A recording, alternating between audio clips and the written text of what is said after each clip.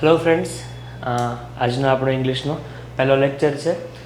શરૂઆત આપણે English with ગ્રામરથી શરૂ કરવાના છે, બરાબર.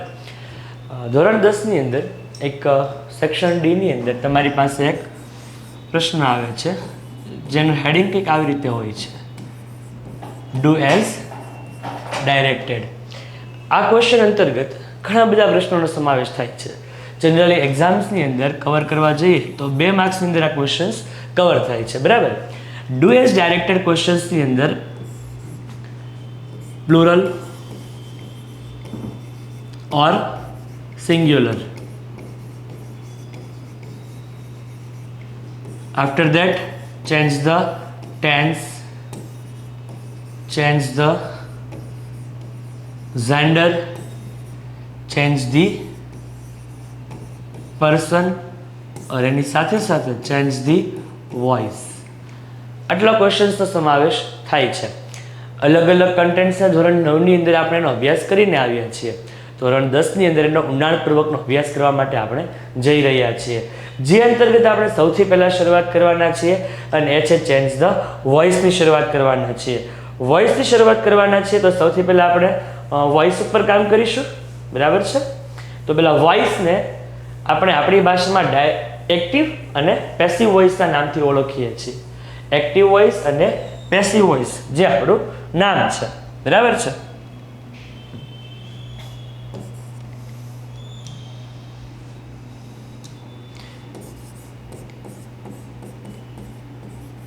Active and passive voice. એક્ટિવનો મતલબ થાય છે કર્તરી, જ્યારે પેસિવનો મતલબ થાય છે કર્મણી.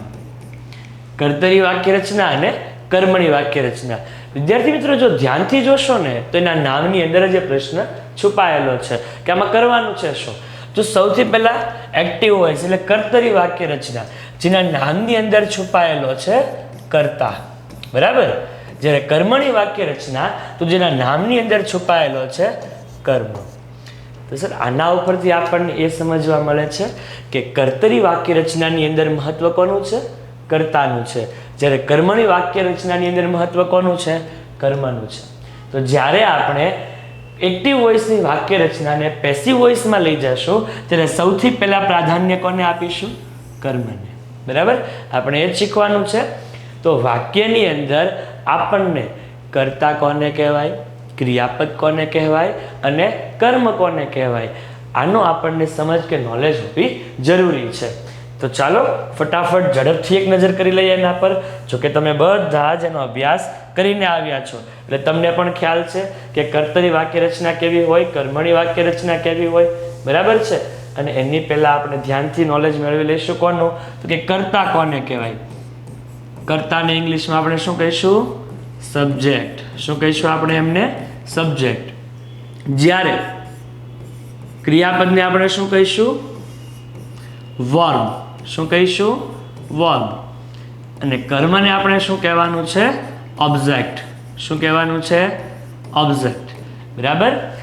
એક્ટિવ વોઇસ, પેસિવ વોઇસની અંદર આ 3 મહત્વના છે: કર્તા, ક્રિયાપદ અને કર્મ. કર્તા એટલે કે સબ્જેક્ટ. વાક્યની અંદર જે વ્યક્તિ કામ કરનારો છે, જેના દ્વારા કોઈ ક્રિયા થઈ રહી છે, એને આપણે શું કહીશું?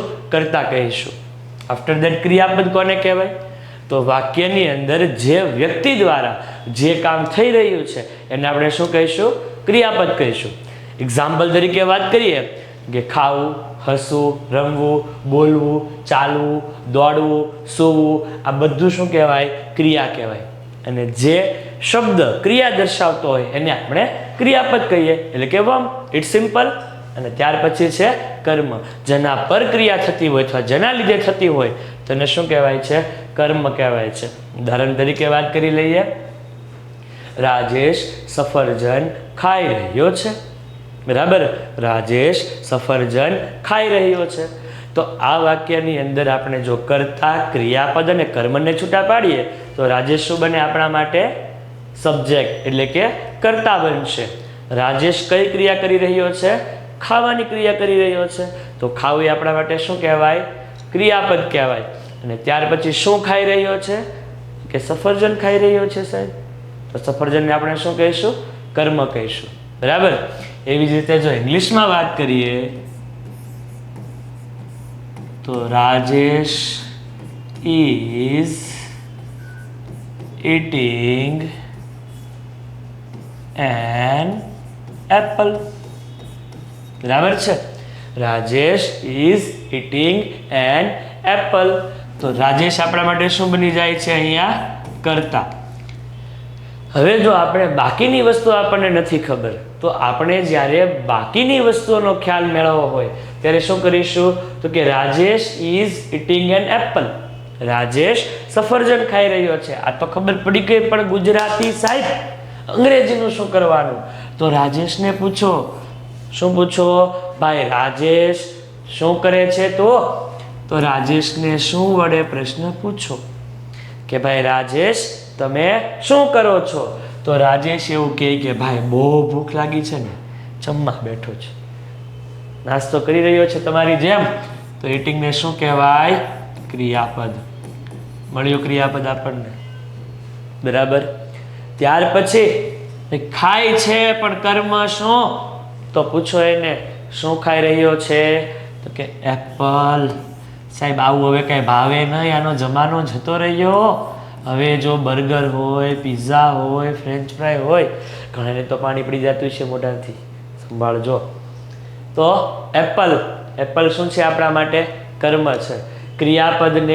ક્રિયાપદને શું વડે પ્રશ્ન પૂછવાથી આપણને મોટા ભાગના જવાબમાં શું મળી જાય? કર્મ મળે. ક્રિયાપદને શું વડે પ્રશ્ન પૂછવાથી મોટા ભાગે આપણને શું મળે? કર્મ મળે. કર્તાને શું વડે પ્રશ્ન પૂછીએ કે ભાઈ શું કરો છો? તો આપણને શું મળે? ક્રિયાપદ. બરાબર. એ જ રીતે જ્યારે ક્રિયાપદને શું વડે પ્રશ્ન પૂછો એટલે આપણને કોણ મળી જશે? કર્મ મળી જશે. કોણ મળી જશે? કર્મ મળી જશે. બરાબર છે. એટલે વાક્યની અંદર કર્તા કોને કહેવાય, ક્રિયાપદ કોને કહેવાય અને કર્મ કોને કહેવાય? સમજાઈ ગયું? બરાબર. ચાલો આગળ વધીએ. આપણે નેક્સ્ટ સ્ટેજ ઉપર જવાના છીએ. તો નેક્સ્ટ સ્ટેજ ઉપર આપણે કામ કરતા હશું ત્યારે આપણે શું કામ કરશું સાહેબ? તો હવે સાહેબ આપણે છે ને એક્ટિવ વોઇસ અને પેસિવ વોઇસ શીખવું છે.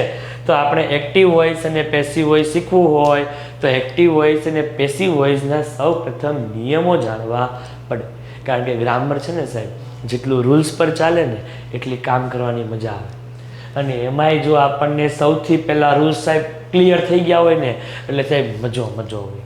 કારણ કે આ ફટાફટ કામ થાય અને ફટાફટ કામ થાય એટલે આપણને મજા આવે. કારણ કે 21મી સદીનો જમાનો, એમાં જો ફટાફટ કામ થતું હોય ને તો જ જાજી મજા આવે. બરાબર છે.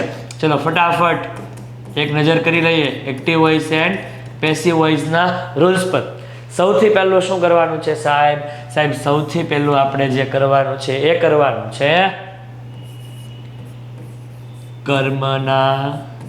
કર્મના સ્થાને કોને મૂકીશું? કર્તાને. પહેલું કામ શું કરવાનું છે?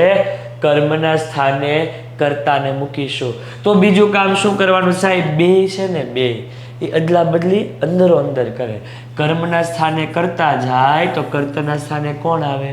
કર્મ. કર્તાના સ્થાને કોને મૂકવાનું છે? કર્મને. તો કર્તાના સ્થાને કર્મ. આ બેનું થઈ ગયું. ત્રીજું હજી બાકી રહી જાય. કેમ બાકી રહી જાય? તો ક્રિયાપદનું સાહેબ ભૂતકૃદંતનું રૂપ કેવું આવે? ભૂતકૃદંતનું રૂપ એટલે કોણ? V3. ભૂતકૃદંતનું રૂપ એટલે કોણ આવે સાહેબ? V3 આવે આપણી પાસે.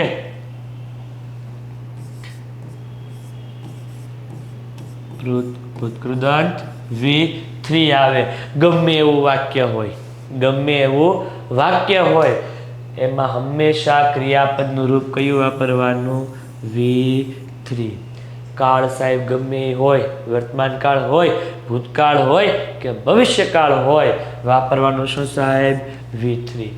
એટલે ક્રિયાપદનું ભૂતકૃદંતનું રૂપ વાપરવાનું. બરાબર છે. ક્રિયાપદનું ભૂતકૃદંત વાપરીશું એટલે કે V3 વાપરીશું. ત્યારબાદ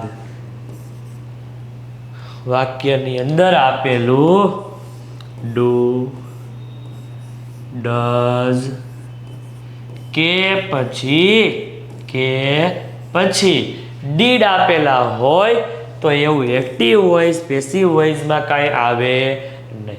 એટલે એક્ટિવ વોઇસ પેસિવ વોઇસના વાક્યમાં ડુ, ડઝ અને ડીડ વાક્યમાંથી કાઢી નાખવાના. એના બદલે સાહેબ કંઈક મૂકવું તો પડે ને. તો કોને મૂકશું? ટુ બીનું રૂપ. કોને મૂકશું? ટુ બીનું રૂપ. કરીને સાહેબ પાછી હું કરી ટુ બીનું રૂપ કોણ? ચાલો ફટાફટ બાજુ આવી જાઓ.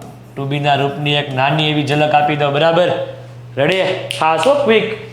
ચલો પહેલું કોણ? વર્તમાન કાળ. વર્તમાન કાળના ટુ બીના રૂપ એમ, ઇઝ, આર. બરાબર? ભૂતકાળ. ભૂતકાળના ટુ બીના રૂપ કોણ? તો વોઝ અને વર. અને ભવિષ્યકાળનું તો સાહેબ હાવેલું હશે.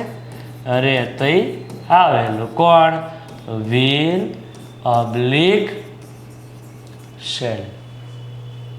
કોણ કોણ ત્યાં? વર્તમાન કાળ એમ, ઇઝ અને આર. ભૂતકાળ વોઝ અને વર. ભવિષ્યકાળ વિલ અને શેલ.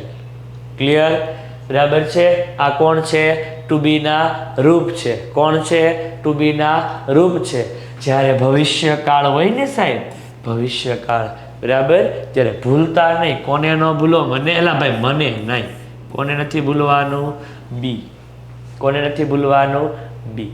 જ્યારે મોડેલ ઓક્ઝિલરીનો ઉપયોગ કરો, મોડેલ ઓક્ઝિલરી સાહેબ પાછું નવું લાવ્યા. તમે પણ બહુ કર્યું હશે. નવું નવું લાવતા જ જાવ છો ને કંઈ. ભાઈ ભણવું હોય તો શીખવું જ પડશે ને. ફાસ્ટ. કોને કહેવાય model auxiliary? Can, could, may, might, must, should અને વુડ. બાકી થતું ને કઈ. બરાબર? Can, could, may, might, must, food, should અને વુડ. આ બધા કોણ કહેવાય? એમ એ મોડેલ ઓક્ઝિલરી. જ્યારે આને પેસિવ વોઇસમાં ફેરવતા હોય ત્યારે આની પછી શું મુકાય? બી. અને બી મુકાયા પછી ક્રિયાપદના V3નો ઉપયોગ થાય. એટલે ભૂત કૃદંતનો ઉપયોગ થાય. સમજાય કવિ? ફરીવાર એકવાર ફટાફટ ક્વિક રિવિઝન કરીએ. એક્ટિવ વોઇસ પેસિવ વોઇસમાં કામ કરતી વખતે ધ્યાન શું રાખવાનું? તો સાહેબ પહેલું ધ્યાન રાખવાનું કર્મના સ્થાને કર્તા અને કર્તાના સ્થાને કર્મ. ક્રિયાપદનું ભૂતકૃદંત એટલે કોણ થાય? V3. ક્રિયાપદના ભૂતકૃદંતનો ઉપયોગ કરવાનો ડુ, ડઝ અને ડીડ જેવું વાક્યમાં કાંઈ આવતું નથી. બરાબર છે? એના સ્થાને શું મૂકવાનું છે? ટુ બીનું રૂપ મૂકવાનું છે. ટુ બીના રૂપમાં કોણ? તો કે વર્તમાન કાળ એમ, ઇઝ, આર.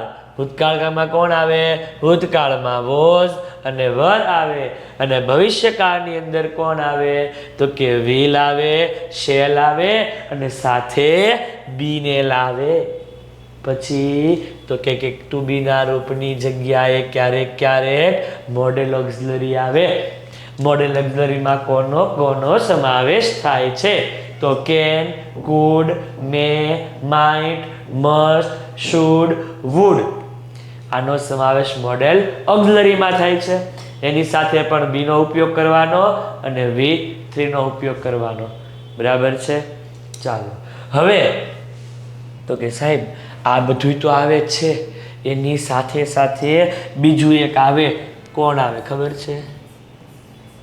વાક્યના કર્તા તરીકે ક્યારેક ક્યારેક સર્વનામનો ઉપયોગ થાય છે.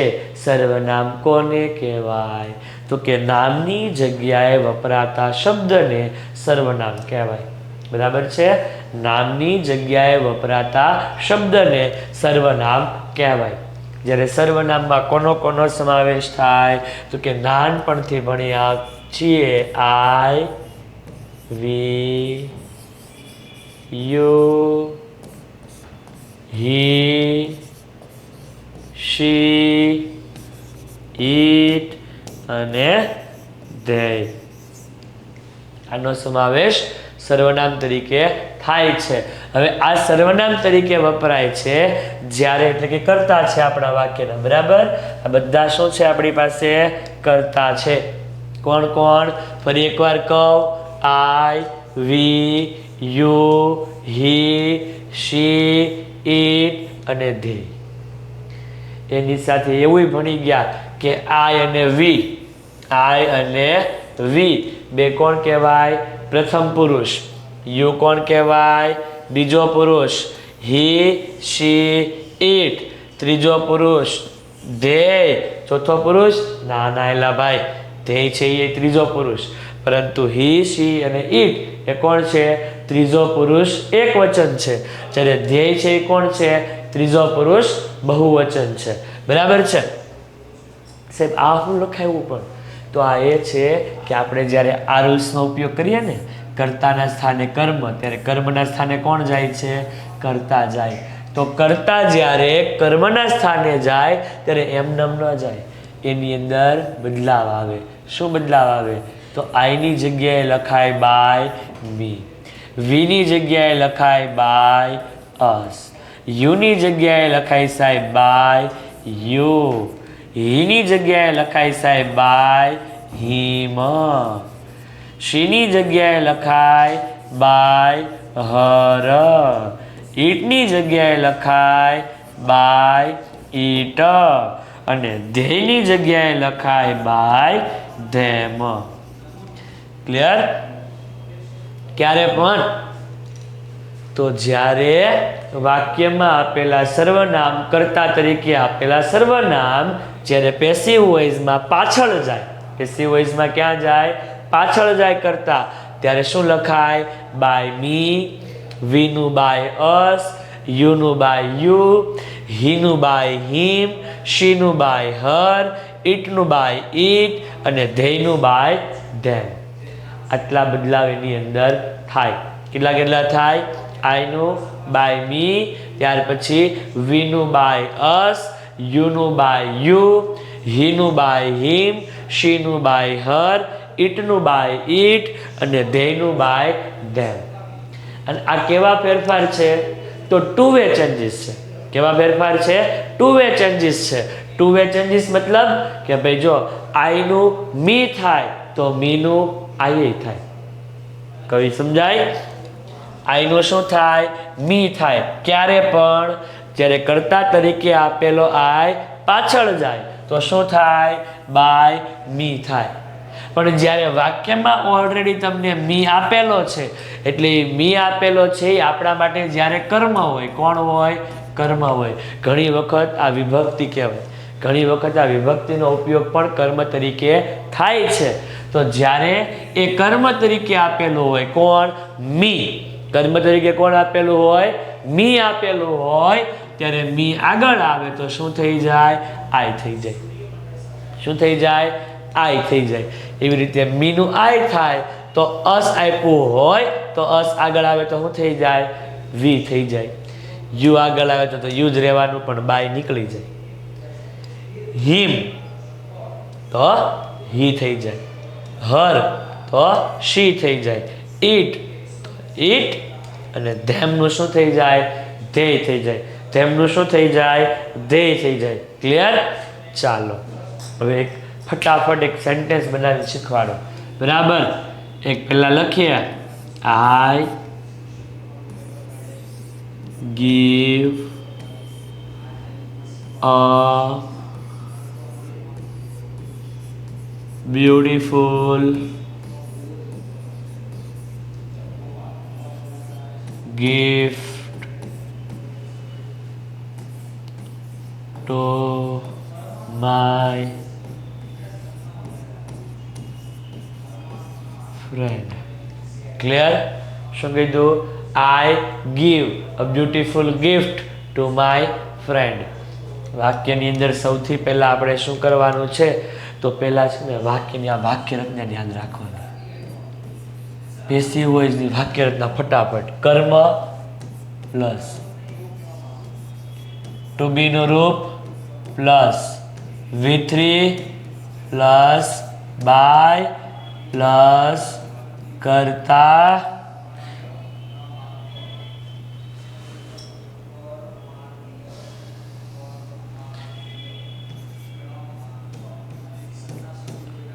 પ્લસ અન્ય શબ્દ. ગમે ત્યારે પેસિવ વોઇસમાં ફેરવવાનું હોય એટલે આવડી આ એક આખી વાક્ય રચના યાદ રાખી લેવાની. કઈ? કર્મ પ્લસ ટુ બી નું રૂપ plus V3 plus by plus કરતા પ્લસ અન્ય શબ્દ. બરાબર. સૌથી પહેલું કોણ આપણને આપ્યું છે? અહીંયા કર્મ આપ્યું છે. કોણ આપ્યું છે? કર્મ. ગોતી લો વાક્યમાંથી. તો સાહેબ તમે શું કીધું તું? કેમ ગોતવાનું?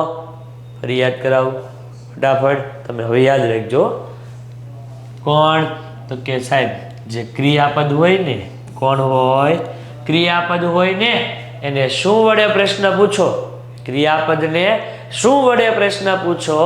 જે જવાબ મળે શું હોય? કર્મ હોય. ક્રિયાપદ આપણું શું છે? ગીવ. પૂછો ભાઈ શું આપો છો? તો શું આપે છે? અ બ્યુટીફુલ ગિફ્ટ. તો અ બ્યુટીફુલ ગિફ્ટ એ આપણા માટે શું કહેવાય? કર્મ કહેવાય. શું કહેવાય? કર્મ કહેવાય. તો શું બને એનો જવાબ? તો સાહેબ જવાબ એવો બને અ બ્યુટીફુલ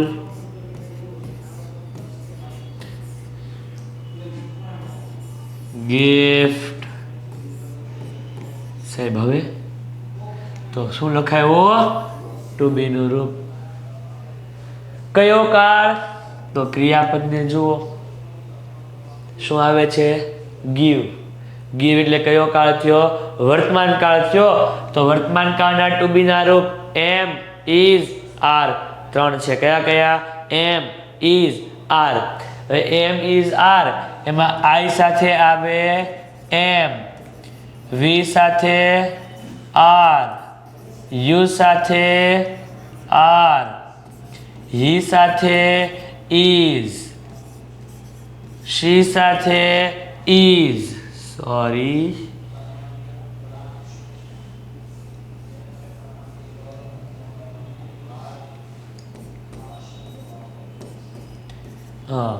ઈટ સાથે ઇઝ અને ધ્યેય સાથે શું આવે?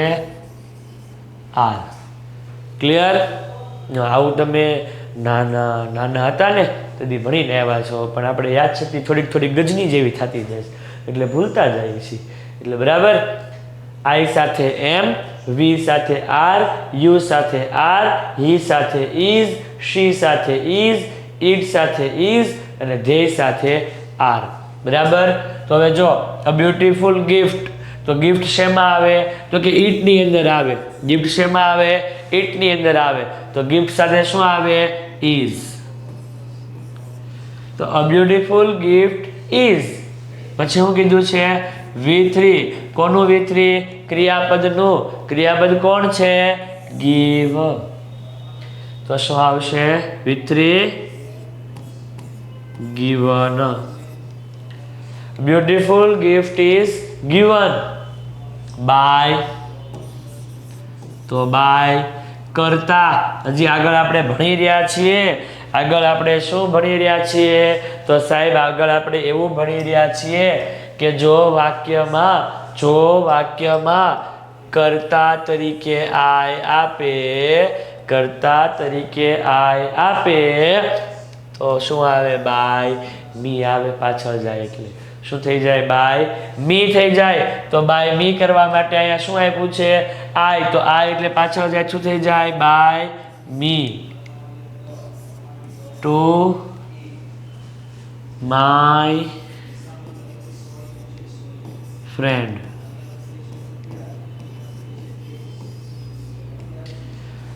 શું બન્યું? A beautiful gift is given by me to my friend. અથવા તો બનાવવાનું પેટર્ન ફિક્સ જ છે. A beautiful gift is given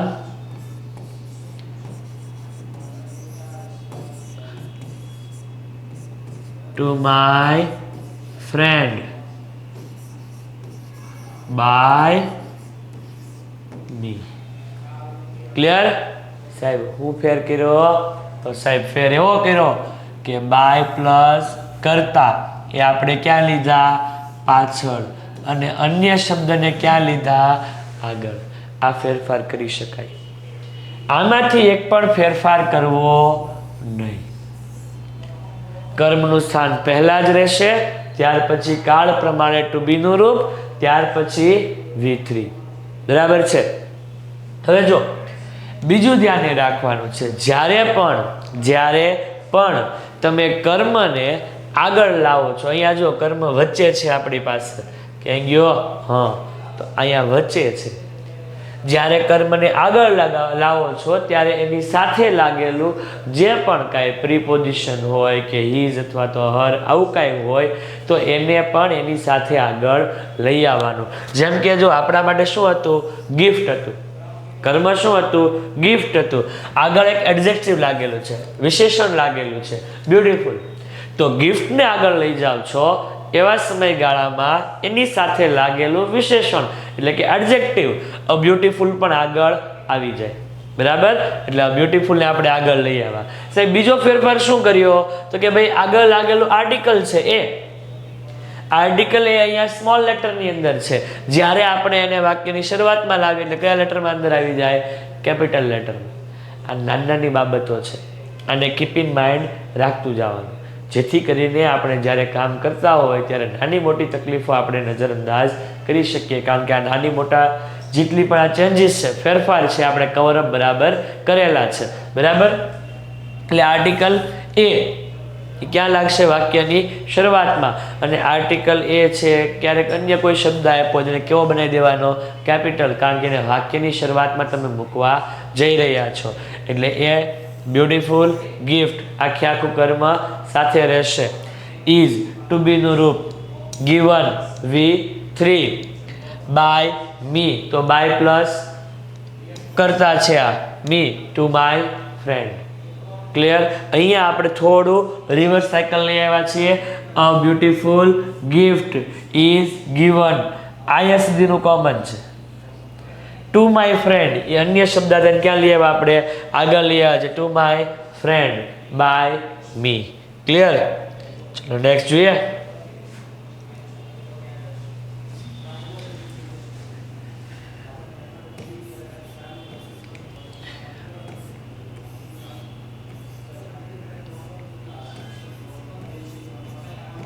Paresh drew a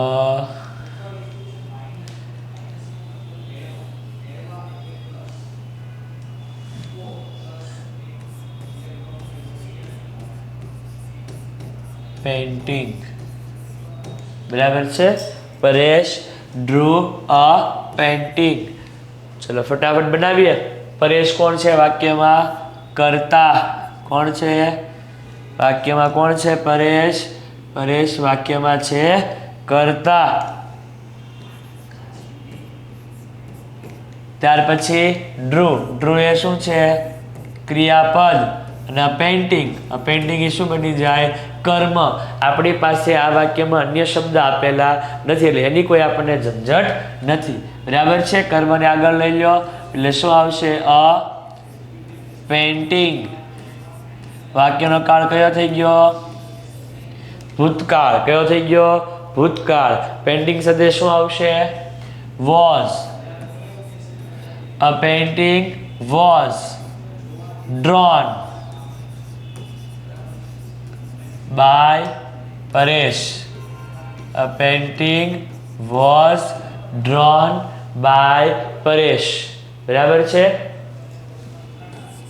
ત્યાર પછી બીજું સેન્ટેન્સ લખીએ. સરોજ will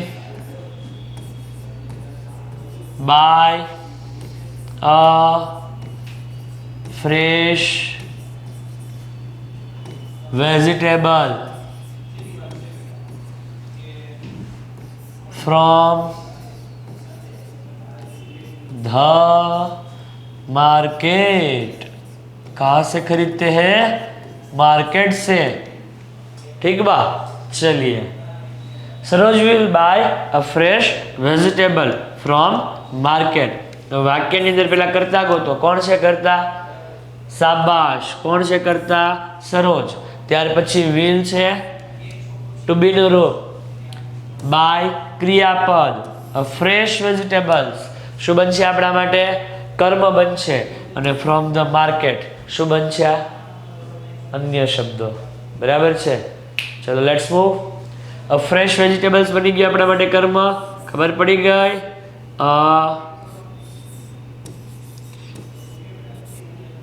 ફ્રેશ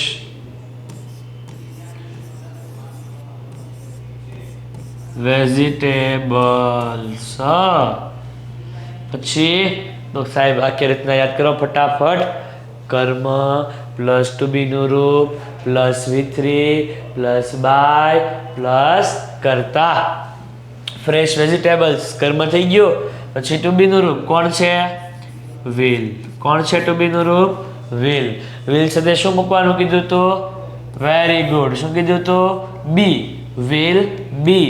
બાય નું V3 બોટ। એ ભાઈ બાય નું V3 બાય થાય કે ભાઈ થાય? શું થાય? Bought. Fresh vegetables will be bought by Saroj from the market. Clear? ત્યાર પછી બીજું એક સેન્ટેન્સ જોઈએ। સેન્ટેન્સ જોઈએ આપણે સાહેબ, આ તો બહુ જોઈએ। થોડુંક પ્રશ્નાર્થ વાક્ય તરફ આગળ વધીએ। બરાબર છે? કોના તરફ આગળ વધવું છે? પ્રશ્નાર્થ વાક્ય તરફ। તો ઉદાહરણ તરીકે જોઈએ, do you like? Do you like?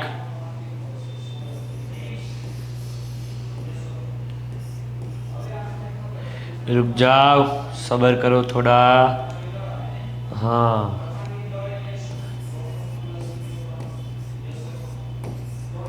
Do you like a blue fish? Question mark. अभी आया कहानी में ट्विस्ट।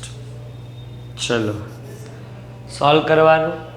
घड़ीक वार छे ने आने भूली जाओ, आने भूली जाओ घड़ीक। એટલે વાક્ય તમે જો સાહેબ જડ દઈને કેવું વાક્ય થઈ ગયું? વિધાન વાક્ય થઈ ગયું।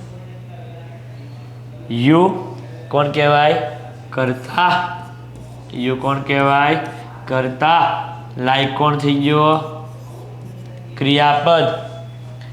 ब्लू फिश का हो गया? कर्म। क्या हो गया? कर्म। कर्ता क्रियापद कर्म।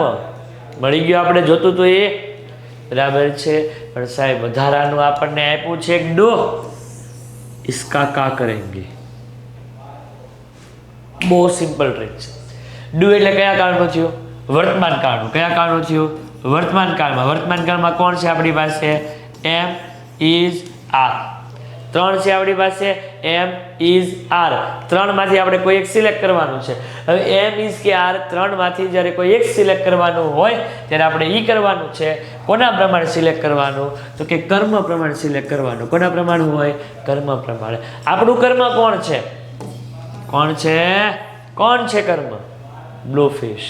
કોણ છે કર્મ? બ્લુ ફિશ કર્મ છે। હવે જો બ્લુ ફિશ આપણું કર્મ હોય, બ્લુ ફિશ આપણું કર્મ હોય તો ફટાફટ જોઈ લો ભાઈ, બ્લુ ફિશ એક વચન છે કે બહુવચન છે? સાહેબ આર્ટિકલ એ લાગ્યો છે, આર્ટિકલ એ લાગ્યો ને ફિશ એકલી જ છે, એસ કે ઈએસ કાંઈ નથી લાગ્યું। તો એસ કે ઈએસ કાંઈ ન લાગ્યું હોય તો એક વચન કહેવાય। એક વચનમાં કોણ આવે? ઈઝ આવે। કોણ આવે એક વચનમાં? ઈઝ। તો એક વચનમાં ઈઝ આવે। ઈઝને આપણે ક્યાં લખવું છે? વાક્યમાં આગળ। Is simple. વાક્યમાં ઇઝ મૂકી દીધું. ઇઝનો આઈ કેપિટલ કરવાનો ભૂલાઈ જાય નહીં. બરાબર છે. ઇઝ પછી કર્મ કોણ છે? A blue fish. So is a blue fish. આવી ગયું કર્મ. ટુ બીનું રૂપ અહીંયા આવી ગયું. તો ટુ બીનું રૂપ કર્મ. હકીકતમાં શું હતું? કર્મ પ્લસ ટુ બીનું રૂપ હતું, પણ પ્રશ્નાર્થ વાક્ય છે એટલે ટુ બીનું રૂપ ક્યાં લઈ લીધું? આગળ. તો ટુ બીનું રૂપ પ્લસ કર્મ. બરાબર છે. ટુ બીનું રૂપ પ્લસ કર્મ. પછી કોણ લેવાનું? ક્રિયાપદનું V3. Liked. Blue fish is a blue fish liked by you question mark પૂરું થઈ ગયું. બની ગયું. ક્લિયર? એટલે વાક્ય બનાવવા ઇઝી છે, અઘરા નથી, પણ બનાવતી વખતે આ બાબતોનું ધ્યાન રાખવાનું. કઈ કઈ બાબતો ફટાફટ સાહેબ, ચલો ફટાફટ ફાસ્ટ એક ક્વિક રિમાઇન્ડર કરી લઈએ. કઈ કઈ યાદ રાખવાનું છે?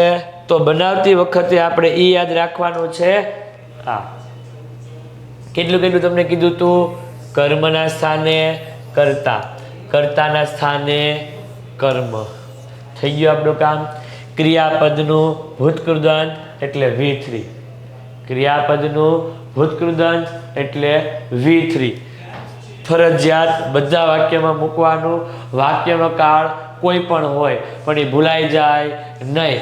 વાક્યનો કાળ કોળ પણ આવે, આપણે ફરજિયાત શું મૂકવાનું? V3 મૂકવાનું. આફ્ટર ધેટ વાક્યમાં આપેલું ડુ, ડઝ કે ડીડ, વાક્યમાં આપેલું ડુ, ડઝ કે ડીડ કાઢી નાખવાનું છે. એની જગ્યાએ કોણ મૂકવાનું છે? ટુ બીનું રૂપ મૂકવાનું. શું મૂકવાનું? એની જગ્યાએ ટુ બીનું રૂપ મૂકવાનું છે. અને એ જ કામ આપણે જોવાય કે વાક્યમાં આપેલું ડુ શું કરી દીધું? કાઢી નાખ્યું. એની જગ્યાએ આપણે કોનો ઉપયોગ કર્યો? ટુ બીના રૂપનો. ટુ બીનું રૂપ કયું છે? ઇઝ. આપણે કોનો ઉપયોગ કર્યો? ઇઝનો ઉપયોગ કર્યો. બરાબર છે. એટલે ટુ બીના રૂપ માટે આપણે ઇઝનો ઉપયોગ કર્યો. Is a blue fish liked by you. બરાબર છે. અહીંયા સુધી રાખીએ, ધેન ફરી પાછા મળશું કાલે. બરાબર.